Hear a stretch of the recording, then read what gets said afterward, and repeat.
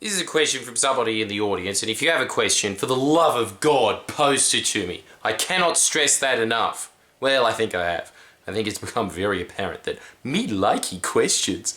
But, and I have to record this just in my surroundings that are, as you can plainly see, 2.5 stars tops.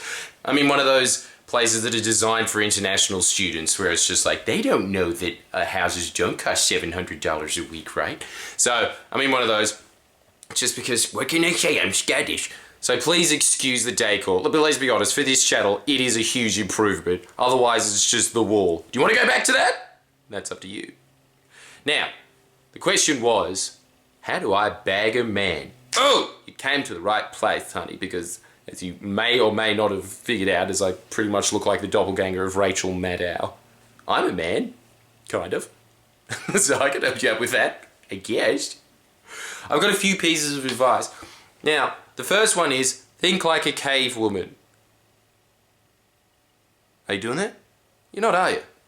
You're just waiting for me to say things. Well, I'm not going to say anything now. I hope you're happy. This is pretty intense. All right, let's go back to talking. Look, it is exactly the same thing when it comes to men as it is with women. When you're a man, put yourself in a woman's mind. What do you want out of, what does a woman want out of a man? They want security. They want somebody that they think can defend them if it comes to that. They want somebody that they feel secure around. They want safety. These are the things that women find attractive, especially what they find attractive. If you look at every romance novel, it was one of the most interesting books I ever read. It was just a bunch of romance novel writers writing about why they think romance novels are so attractive to women. And they basically came to the same conclusion every time. It's just that that's their porn. And it was really gross because every single one of them you just look at and you're like, ooh, are you my geography teacher? And in my case they were. How dog is that? I think I've talked about it on this channel before. One of my former geography teachers used to look at people canoodling in class and go, yeah, that's a good night for a story. And then just write under an alias name for Mills and Boone. She was perving on us and profiting off it at the same time. The injustice! Why isn't she behind bars? Thoughts. Now, I want you to think about that from the opposite side. If you're, look, that was a stupid way to phrase a very simple sentence. I want you to, if you're a woman and you're looking to bag a man, I want you to think about it as a cave woman. What does a man want out of a woman? Reproductive faculties. Tick. That's pretty much it. And that's the end. But I firmly believe this. And anybody that is telling you otherwise, if you're reading Cosmo magazines or anything else, or they put like a negative spin on it on Clementine Ford's, whatever the fuck that's called, Facebook, these days, it's always the same thing, and it's always talking about looks in a way that is pretty damning on men. What do you want us to do? That is our genetics. Just like it is in your genetics. That's why looks don't matter that much to women. Obviously, like, I just want to put this on the record, like I did in the last video that was about incels, and then everybody goes, looks do matter. I know somebody who's got muscles and he's got laid. Why haven't I got laid? Maybe it's because you're writing comments on YouTube at 2 AM in the morning. Did you ever think about that? While they're out partying and crushing cans on their head. That's what women find hot. I want you to think about it in this context, though, is that obviously looks do play a part with women and they do like grooming externally, but they say they like that. Do they actually like that? The answer is yes. But as I said before, there are character traits that they are looking for that are a little deeper than that. And you can argue whether it's deep or not. It is pretty still superficial to just be like, wow, that guy just punched a guy in the head, I'm his. But not that, but they want a strong man. And so they don't care if the man is an asshole or not. That's why they always go, why do assholes get chicks? It's not necessarily that assholes get chicks. It's that strong men get chicks. Now, it's the same. Chicky babes. Chico rolls. And when it comes to, I'm not insane. When it comes to men, what they're looking for is somebody that has the highest chance of reproduction. So, what they are looking for all the time is all you ever hear guys talk about. I'm sure women are just as filthy, but as a guy I can tell you that all you sit there is just walking down the street being like, dude, did you see the ass? Oh my god, what an ass. That is the best two little cheeks I've ever seen in my life. And a lot of my brain is just devoted to figuring out where those asses might possibly be. That is what the male brain is doing. And the male brain is doing that because it is looking for reproductive qualities. That is the first thing. So, the thing is that if you want to expand the amount of men that you want, you have to work out. Sorry, girls, but the thing is, it is in your benefit anyway. Don't just see it as this thing of just being like, oh my god, biology is inherently sexist. This is what you're obviously going to do. There's going to be so many comments. It's just like when you did the thing about incels, how every single one of them is just being like, the same thing that now. There's just going to be a bunch of feminists being like, but it doesn't make it not true. And the thing is that, and on top of that, I would say the same thing to men as well. If you want to increase your chances, yeah, go to the gym. The gym is not going to hurt you in your quest for the mut-mut. I love that word. But in the quest for the DDs, it is so important to do that. To just have a fit body. And the thing is that you become an attractive person if you work out. And it also makes you a stronger person as well mentally. It makes you a stronger person because it makes you able to focus longer. And that is also going to play into the next layer. Because the thing is, men are only attracted to women like that. For instance, you see women all the time in, I don't want to name names here, but the Gold Coast. And they always have the sausage lips. They're just everyone you've ever seen on Married at First Sight. Yes, they've got a fit body. Yes, they've got a fake tan and the fake lips. All you think as a guy when you see that is, pump and dump time, baby. That's it. That's all you want to do with them. You definitely don't want to hang around with them after that. And listening to them speak for even a second, just by the fact that it's hard for them to speak, you're like, boom, boom, boom, boom. You don't want to hang around that. But it's the in. It is something that men are. The thing is, men are attracted visually. Women are attracted to emotional vibes, bruh. That's what it's just the facts. Sorry. And by facts, I mean what I've read.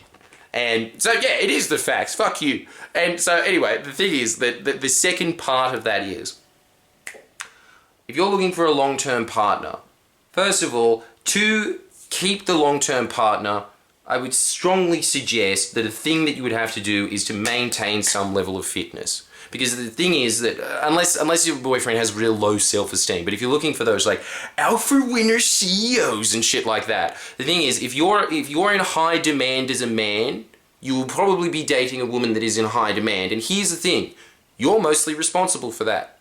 To a large degree. To a large degree you are, because it's just that same, I can't remember the name of it now, but I was just going to go, I think you'll find it to Fibonacci secret, no, it's not Fibonacci secrets, but the 80-20 rule, right? The thing is, the people that are in the top 20%, the people that 80% of people want to date, whether it's man or woman, males or fish males, is that Greek? What puts them in there is mostly self-determined. It's mostly just because in a woman's head when they were young, their family for some instance, just randomly was just going like, oh, she's very pretty, she's going to be gorgeous when she grows up. Or it's the same thing with men, of he's going to be a very handsome boy when he grows up. Those things are just artificially implanted into your mind and they become a subconscious part of who you are. And so you make conscious efforts to move towards that. You can implant them in your head right now. Doesn't matter. I don't care if you're a blimp that has one of those like scary contorted faces in a Stephen King novel. You can change that. Guys can change that as well. It's basically just about grooming. It is about cleaning your face. It's about working out. After that, and eating healthily, obviously. Obvious, of course. But those four things, most people don't do. So they're not going to be in that 20% of people that are most desirable. These are just I'm talking about, like, it's easier to get a man than this. But I'm just saying that if you want to broaden your net, that's how you do it, honey. But the second thing that I think is extremely important, and this applies to both men and women actually, is when you're in a long-term relationship, what you want for consistent attraction to the person, something that goes deeper than that. Because as most men will tell you, it doesn't matter if you're dating the hottest chick in the world. Yes, you put up with a lot more shit if they are extremely hot. We've all been there, guys, am I right? If there's a woman that is very attractive but extremely high maintenance, an extremely mean, bitchy person, but goddamn that ass, am I right? You just stick around a lot longer. That's what I'm saying. It's just all of these factors add into themselves. But something that I think makes a relationship work, and the thing that I see is when I'm talking to people, when I'm going on all these tours, right, you talk to people afterwards, and I reckon that I can call it, when couples come to me, I reckon I can say, yep, these ones are going to stay, these ones are not going to stay together. And a few things come around. First of all, it's that they're kind of in the same social circle. So if you're finding the same, I don't know, like societal cultural niche, what a bullshit term of some toot. That's all I am, aren't I? Just one of those university toot guys that's kind of just like, I wear a cool shirt sometimes. It has a picture of Mario on it. I'm down with the kids. What they do is that they're like, if there's two nerds, they're probably going to stay around for a long time together. If it's two people that are really into fitness, they're going to stay around for a long time. They're kind of birds of a feather. And so, men and women, if you are finding it difficult to date someone, you have to go into things that you're interested in. Because when you're in things that you're interested in, you will be around those people, and then chemistry naturally starts to align. But that's a real side point here that you could probably get from Cosmo magazine. The deeper point here is something called polarity of the sexes. And you can get this either way. If you're an extremely feminine man, like myself, look at me, I'm KD Lane. Her music speaks to me. Just a Sunday afternoon that should be enjoyable, but for some reason isn't, and you're in the bath naked crying.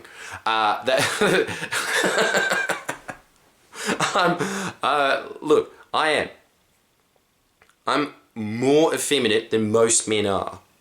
And so, to spark that attraction, I need to find a woman who's even girlier than me. You can find a woman that is more masculine than me to create that same polarity. But I think in the long run, I kind of feel too much like a little bitch. I think men feel better when they feel like a man in the relationship. Here we go, the whole gender debate. But before that, this was just widely accepted in the field of self-help, and now they're just edging around it going, I'm not saying anything, but the thing is, you probably can determine it from your own experience. Most women that are listening to this right now, when you were the man in a relationship, did you feel satisfied?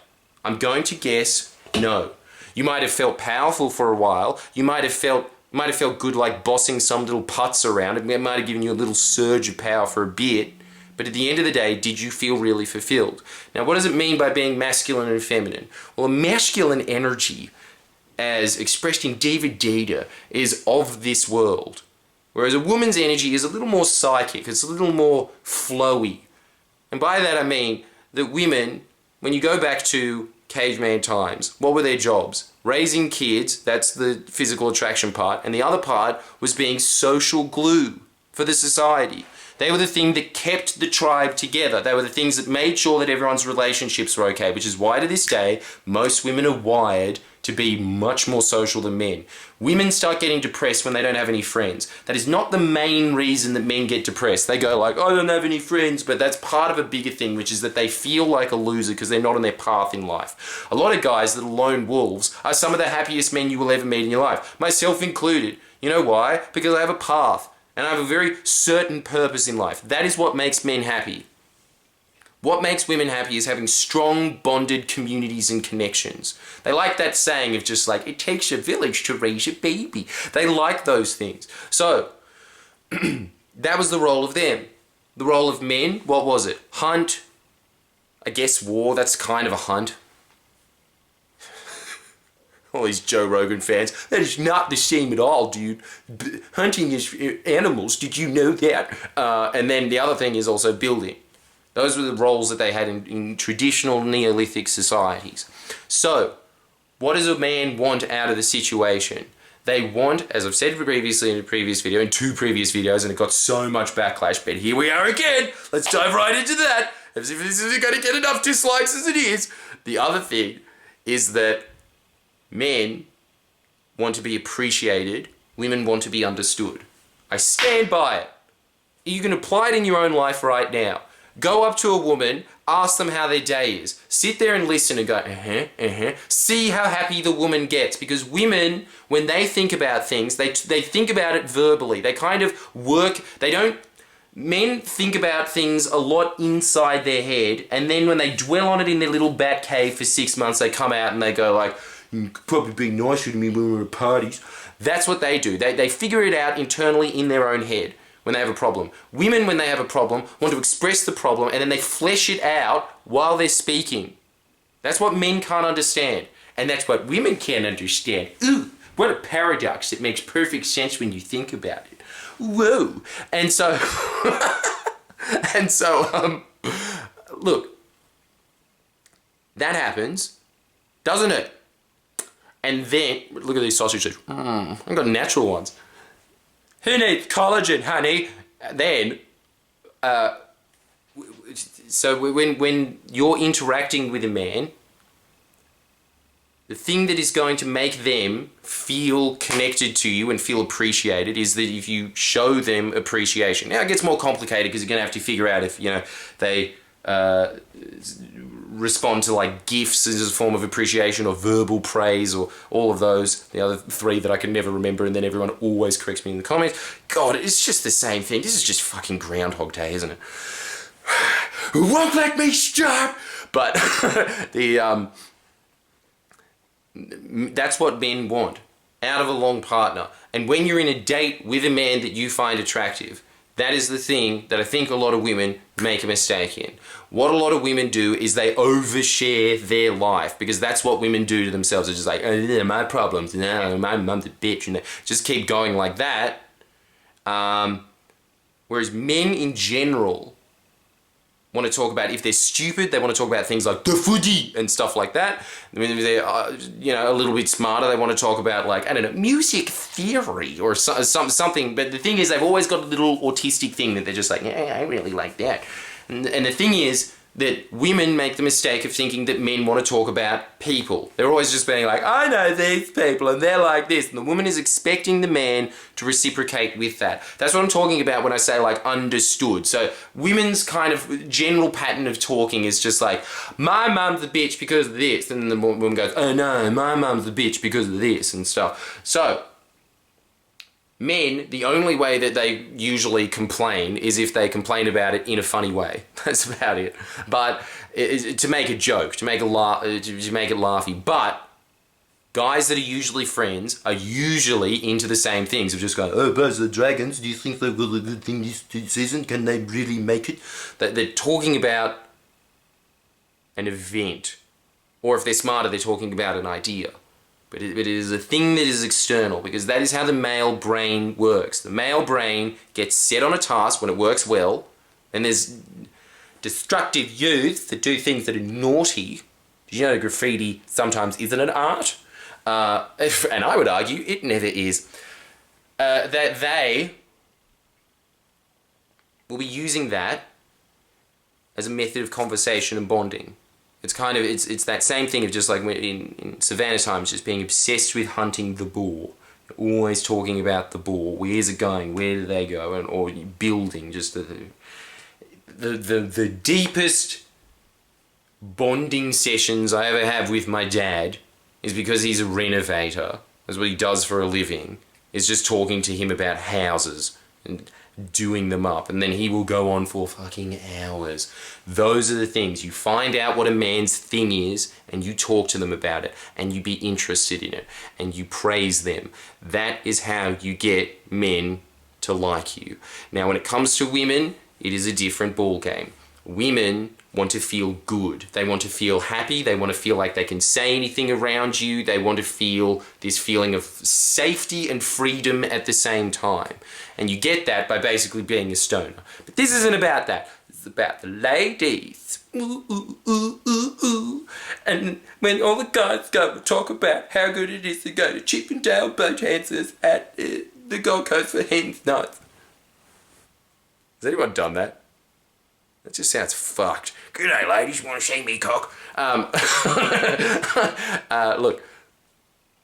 So, but back to the serious matter of getting cock, not looking at it. Let's talk more about getting that nice Hardy! That I think are the three things that you need to focus on, which is, and I'll explain polarity in a second, but now back to what I was saying before. If you are dating a girly man and you are more masculine than the man, they say that this works. I personally haven't seen it happen, but there's still that polarity there. It's just, I think what happens in that relationship is the guy likes being a putz. He kind of likes being just this person sitting there being like, pick up the trash, you piece of shit. And usually what happens is the guy doesn't, as they always say, you know, just such locker room talk. Ooh. But you want to know what it really is. But that thing of just like, yo, when do you grow a vagina, Jimmy? It's not that they grow a vagina. It's that their cock falls off. They just become a Ken doll. That's what happens in a lot of those relationships. When the woman is more masculine than the man kind of just becomes this nothing creature that likes being bossed around. And it goes back again to childhoods of just if they had like a very dominant mother, then usually that guy's just like, I'm just waiting for somebody to tell me what to do. And then there's the ones that rebel and it's just like, fuck you, mom. And the same thing with girls. The ones that have those, like, the dad is just always treating them like a princess and they're daddy's girl. They usually become hyper-feminized. And the ones that have a dad that is always just being like, you're a fuck up, you're a fucking disgrace. They're just like, all right, time to get fucking wrecked. You know, like, that's I think is the normal explanation. There's probably a bunch of genetics involved in it. But the thing is, what you're looking for is polarity in the sexes. Figure out the way that you can get that. But that is a really surefire way to see if there is going to be attraction that continues in your relationship, and not just attraction in terms of sexuality, but also in terms of interest. If you actually like and respect the person, that's what's going to happen. There has to be that polarity. You can find it your own way. Some people say that it works if the man is more feminine, the woman is more masculine. But generally what I've seen in my own experience, which is extremely limited, I've got no data to back this up, it's just people that I know. But the ones that do is usually the guy is more of a man and the woman is more of a woman. I don't know how it works in gay couples. I don't know, tops and bottoms, whatever the fuck that means. I sort of watched one episode of that show that was on SBS for ages. I don't know. But sexuality becomes a very weird concept when you start thinking about polarity. I might even go into it in an entire video one day, but just to give you the bare bones of it. When you're dating, look for those signs. Look for the sign first off. If the man has high self-esteem and is worth being around, they would have had enough social acuity to figure out that women like to overshare, that they like the feeling of being understood, that, oh, this person gets me. Whereas guys like the feeling of like their ego being stroked. Women like their ego being stroked in the other way of just being like, I'm a victim too. Whereas guys just like someone saying, tell me I'm a boss, say it again, I'm a boss, aren't I? Yes, I'm a ferocious lion. That's what they want. And then the other thing is just a general physical fitness. That will increase your attraction to men because, sorry, you're the peacocks of our whatever you call it. How good is that, the end of it? You know what I'm talking about. Come get some pastrami at my local delicatessen. Species. You're the peacocks of our species. Sorry. That's probably not the answer that you wanted. It's a pretty real shit when you think about it. This is why a lot of people don't actually go into the real workings of attraction. Because when you do, the reality of it is a little bit scary. Sorry. Sorry to freak you out. But anyway, I hope that was enlightening. See you around. Like the video and give me more questions. Toodles.